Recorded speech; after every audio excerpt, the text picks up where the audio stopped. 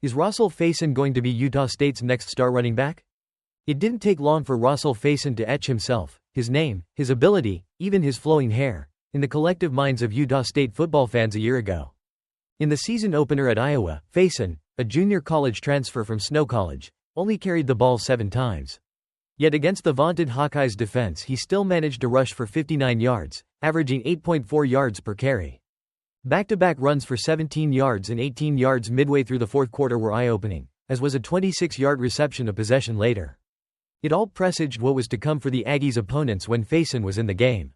The Utah State running back quickly established himself as arguably USU's second-best offensive playmaker behind only projected 2025 NFL draft pick Jalen Royals.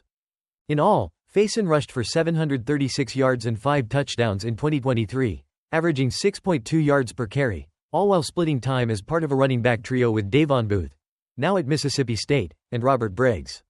Faison's explosiveness was evidenced by 7 rushes of at least 20 yards, including 3 that went 40-plus yards. His 181-yard day against Nevada was the highlight. It was the most yards on the ground for a USU running back since 2016, but week in and week out Faison was a dynamic back. So much so that Pro Football Focus rated him Utah State's best running back by far. Faison came in at number 51 overall, while Booth slotted in at number 69 and Briggs at number 243. Faison's run grade had him among the best 30 backs in the country in 2023, in the same tier as Oklahoma State's Ollie Gordon II, Louisville's Jahar Jordan and Penn State's Katron Allen, to name a few. Where Faison struggled was in pass blocking, which was a significant reason Booth was used more regularly by the Aggies, who struggled in pass protection on the whole. And he's back for the 2024 season, after a brief foray into the NCAA transfer portal. Utah State has high expectations for Faison this season, as in number 1 back expectations, or at worst 1A to Briggs 1B. Those two will kind of be the 1-2 punch that we have, interim head coach Nate Dreiling said, singling out Faison first and Briggs second. Quote, The offense is mainly a 1-back system that goes fast so they don't sub overly. We do feel like we need 2 backs and we have those guys. Both of them can take it the distance any play. Whatever expectations the Aggies have for Faison pale in comparison to his own stated goals, however. I want to prove I'm one of the best in the country, he told the Deseret News. And not just at running back, but one of the best players in the country in general. I've got a lot to prove, to myself and to everyone else. I just want to prove I'm one of the best. Lofty as it seems, Faison has good reason to believe he can be one of the best players in college football. He entered his name into the transfer portal in late April and was greeted with interest from several notable Power 4 programs. I definitely had some big-time programs reach out and it felt good to feel wanted, of course, he said. He returned to Utah State only after deciding that it was the best thing for him, personally off the field as much as on the field as a football player.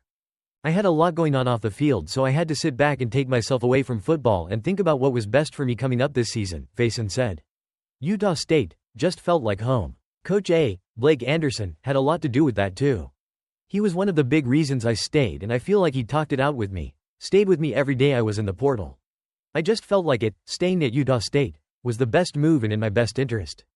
Of course, he couldn't have predicted what would happen in July with Utah State, namely the termination of Anderson as head coach and the tragic death of New Mexico State transfer Andre Seldon Jr.